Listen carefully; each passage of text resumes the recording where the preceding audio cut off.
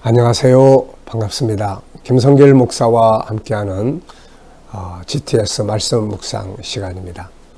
오늘은 세 번째 주간의 여섯째 날 묵상을 함께 나누겠습니다. 여섯째 날 묵상의 주제는 배우고 응용하기입니다. 우리가 무엇을 하든지 거기에서 배우는 게 중요하고 또 배운 것은 응용할 줄 아는 게 중요합니다. 가지고 있는 씨앗은 사용을 할 수 있어야 되죠. 말씀도 은혜도 또 우리에게 주신 재능도 또 가진 것들도 잘 사용하고 활용할 때 좋은 결과들을 맺게 되는 것이죠. 배우고 응용하기. 자, 먼저 오늘도 말씀 속에서 배워야 할 것과 응용해야 될 것들을 우리가 한번 살펴보도록 하겠습니다.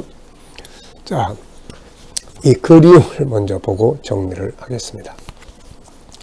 그림 정리는 하나님이 우리에게 주신 소중한 생각을 이렇게 움직이게 하는 거예요. 생각이 기계화되어 버리면 안 됩니다. 그래서 생각이 살아서 계속 움직여야 되죠. 생각하고 느끼고 또 분석하고 숨은 것들을 찾아내고. 자, 또 우리 아이들과 소통하기 위한 아주 좋은 방법입니다.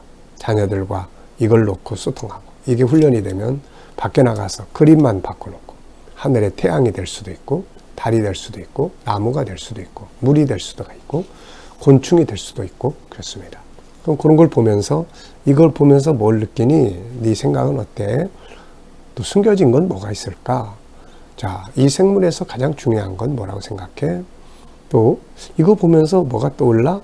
또 자, 이게 있기 전에는 앞에 뭐가 있고 뒤에는 뭐가 있을까?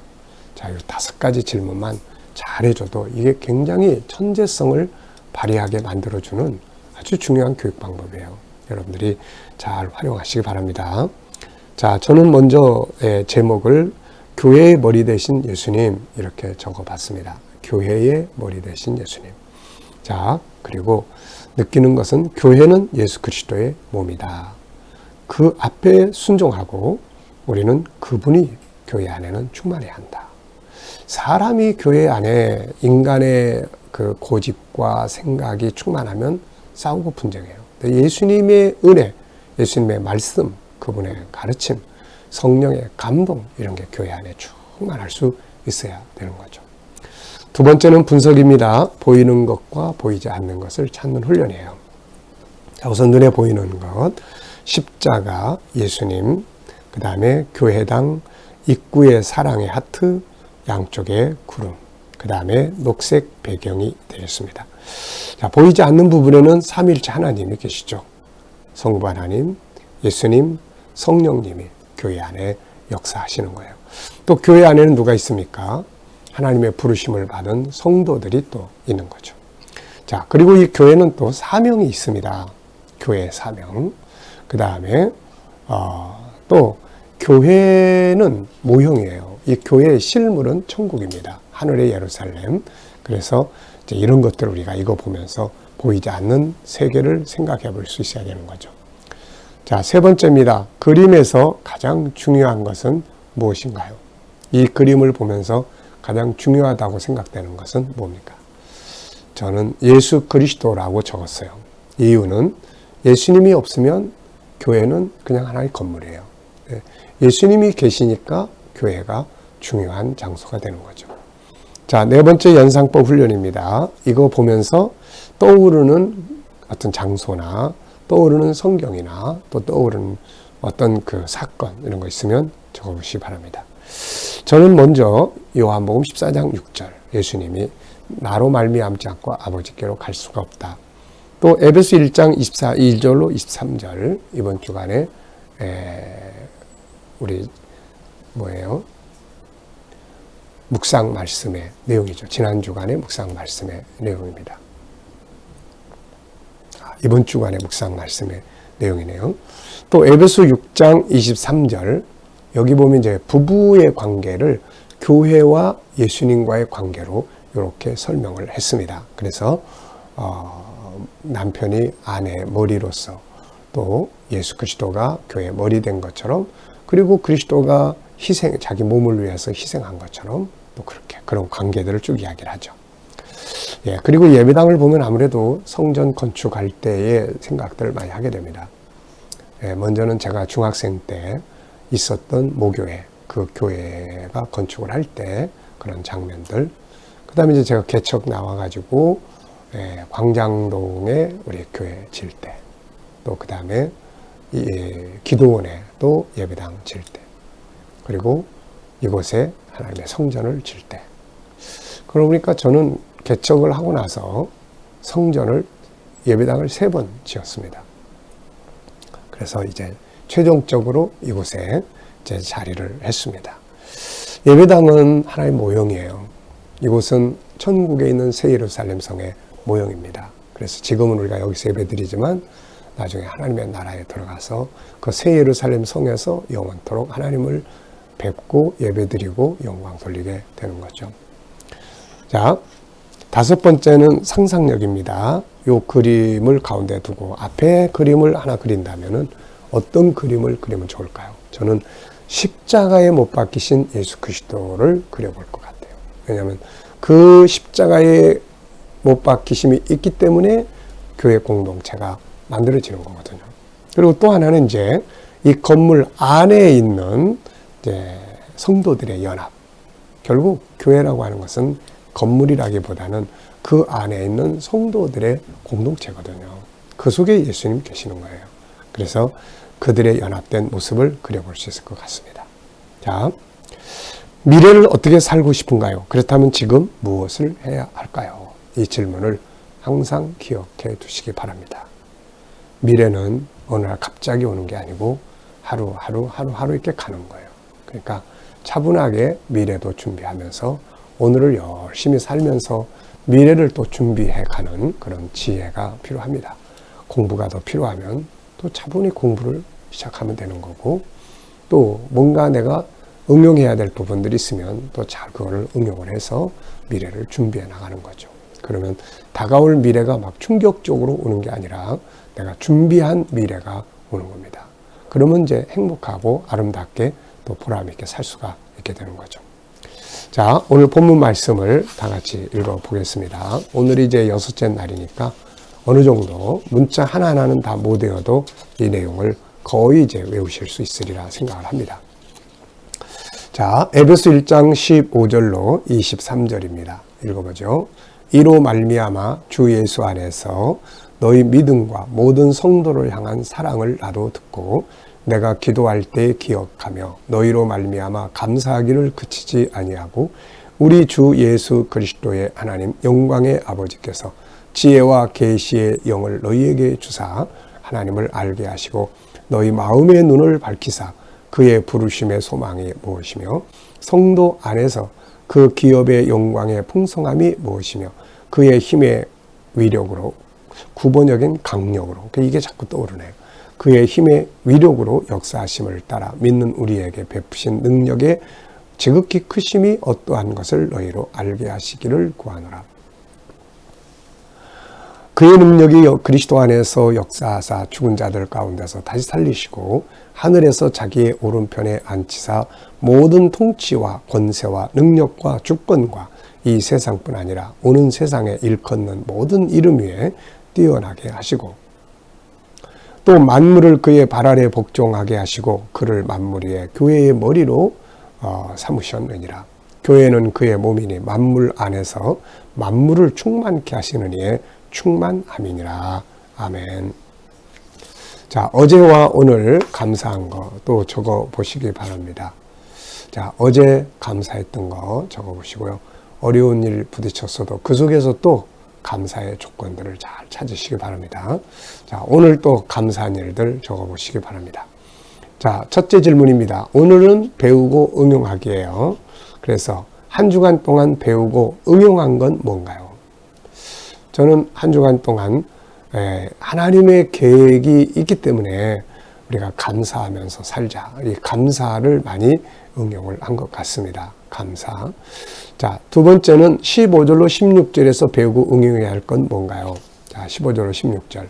이로 말미암아 주 예수 안에서 너희 믿음과 모든 성도를 향한 사랑을 나도 듣고 내가 기도할 때에 기억하며 너희로 말미암아 감사하기를 그치지 아니하고, 이 말씀이에요.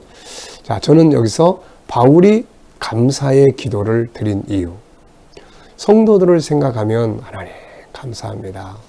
아무개를 생각할 때마다 하나님 너무 감사해요. 자, 그렇게 우리 기도할 때 많이 있잖아요. 근데 뭐 때문에 감사했느냐? 하나님이 그들을 위해서 예비하신 계획을 생각하면 그들이 너무너무 감사합니다.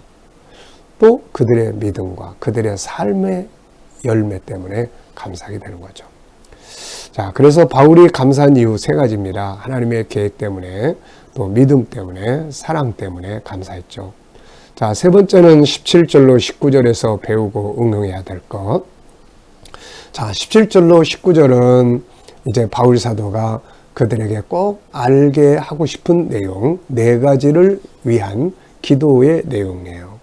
자, 첫째는 하나님을 알았으면 좋겠고, 둘째는 하나님이 부르신 소망을 알았으면 좋겠고, 셋째는 하나님이 예비하신 기업이 얼마나 풍성한가를 알았으면 좋겠고, 넷째는 너희를 믿게 하시는 그 힘의 능력이 얼마나 큰지 그거 좀 알았으면 좋겠다. 이걸 잘 알면 철이 드는 신앙인이 돼요. 하나님의 은혜 앞에, 그래, 나의 나된 건 하나님의 은혜로, 그래, 이 땅의 것만 보지 말고 하늘의 것을 보고 감사하고, 그래, 나를 부르신 소망, 아버지가 날 부르신 이유가 이건데 거기에 맞게 살아야지. 그러니까 우리가 이 네 가지를 알면 아는 만큼 변화가 오고 아는 만큼 삶의 능력이 있게 되는 거예요. 우리도 이 네 가지 꼭 기억하고 기도의 제목으로 삼아야 합니다. 자, 그 다음에 이제 20절로 23절에서 배우고 응용해야 될 것. 여기서는 이제 바울이 마지막으로 알았으면 좋겠다고 한 것이 힘의 능력이거든요. 하나님께서 우리를 이 땅에 보내시고 또 우리를 예수 믿게 하시고 어려울 때 우리를 살려내시고 이끌어 가시면서 거듭나게 하시고 마침내 천국에 도착하기까지 이끌어 가시는 그 힘, 그 힘이 바로 예수 그리스도 안에서도 작동을 했다. 그래서 예수 그리스도 안에서 그리스도를 죽은 자 가운데 살려내시고 부활의 능력이 있게 하시고 하나님 보좌 우편에 앉게 하셨다. 그러면서 이제 이분이 모든 통치, 권세, 앞으로 다가올 세상까지 모든 이름 위에 뛰어나게 하여 주셨고 또 만물을 순종하게 하시고 교회 머리가 되게 하셨다. 이제 이런 내용이거든요. 자, 이 안에서 저는 두 가지를 적어봤습니다. 하나는 교회의 머리는 예수 그리스도다. 교회의 머리는 예수 그리스도예요. 그래서 철저하게 우리는 교회가 예수님 중심이 돼야 되는 거예요. 사람 중심이 아니라 예수님 중심이에요. 어떤 일이 생겨도 예수님이라면 이 문제를 어떻게 풀어가실까? 항상 예수님의 생각, 예수님이 중심이 돼야 되는 거죠. 이게 교회예요. 네. 자, 두 번째는 교회 안에는 이제 만물 안에서 만물을 충만케 하시는 이의 충만함이니라. 이게 무슨 말이냐면은 이 세상의 모든 만물 속에는 생명의 하나님의 은혜, 생명이 가득 차 있잖아요. 그게 없으면 존재할 수 없습니다. 이것이 바로 교회 안에 있어야 된다. 다시 말하면 교회는 하나님의 살아계심과 하나님의 은혜와 그분의 능력으로 충만해야 되는 곳이 바로 교회다. 예수님께서 예루살렘에 입성하실 때 성전이 이걸로 충만해야 되는데 장사꾼을 소굴이 돼서 세상 것들로 충만해져 버리니까 하나님 그걸 버려버리셨거든요. 그래서 바로 그런 내용입니다. 자, 그래서 교회 안에는 하나님으로 충만해야 한다. 자, 다섯 번째는 이 말씀들을 보면서 반성할 것을 찾는다면 뭔가요?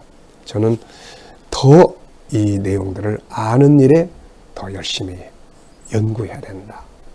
더 기도하고 더 연구하고 이걸 알면 알수록 믿음이 깊어지고 은혜가 충만하니까요. 그 다음에 이제 이걸 더 열심히 전해줘야 된다. 다른 사람들에게, 세상 앞에, 세계 속에 더 열심히 내용을 전해줘야 되는 거죠. 전도와 선교입니다. 자, 여섯 번째는 22절로 23절에서 질문 만드는 거예요. 22절은 만물을 그의 발 아래 복종하게 하시고 그를 만물 위에 교회의 머리로 삼으셨느니라. 교회는 그의 몸이니 만물 안에서 만물을 충만케 하시는 이의 충만이니라. 아멘. 자, 질문 두 개 이렇게 만들어 봤습니다. 첫째는 교회의 머리는 누구인가? 예수 그리스도죠. 둘째, 교회 안에 충만해야 할 것은 무엇인가? 만물을 충만케 하시는 하나님의 은혜, 하나님의 능력으로 교회 안에 충만해야 된다. 자, 어제 금, 토, 일은 이제 EQ 기도문이에요. EQ 기도문. 감성재능입니다. 감성재능. 그래서 어제는 관계에 대한 내용이고 오늘은 이제 대화법에 대한 내용이에요. 좋은 관계 가지려면 대화법 잘해야 되거든요. 이게 참 대화법만 좀 잘 알면 인간관계 진짜 잘할 수 있거든요.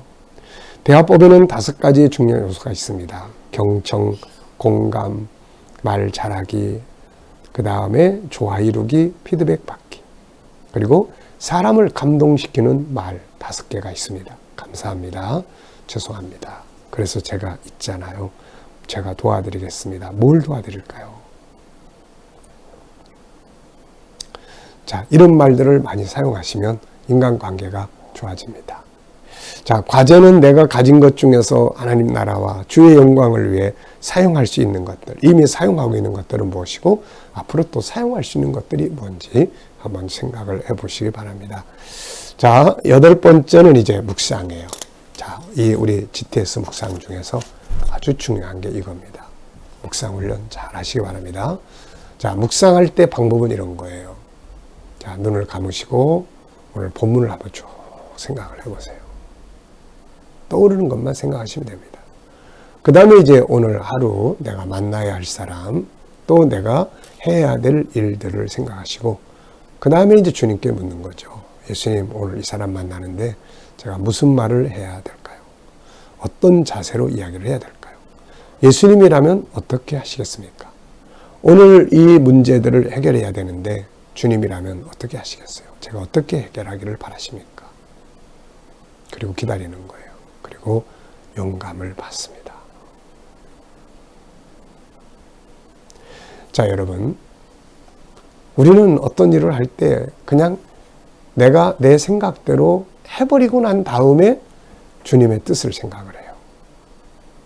네, 이거는 실수하기가 쉽습니다. 그래서 어떤 행동을 하기 전에 먼저 묵상을 먼저 해야 돼요. 잠깐이라도. 예수님, 이 사람 앞에 지금 내가 무슨 말을 해야 돼요? 예수님, 이런 상황에 제가 어떻게 해야 되죠? 이렇게. 네. 자, 기도하고 마치겠습니다. 주님 감사합니다. 오늘도 묵상과 함께 좋은 하루 되게 하여 주시옵소서.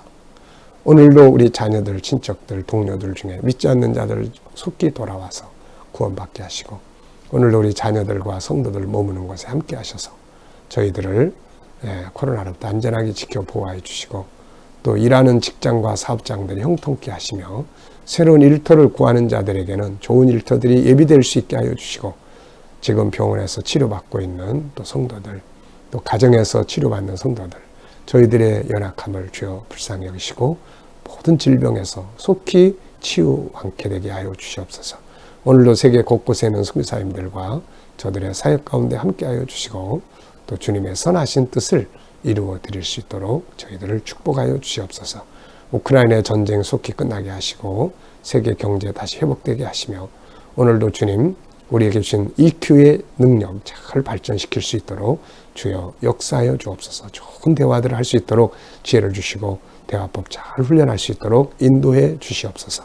감사하며 예수님의 이름으로 기도하옵나이다. 아멘.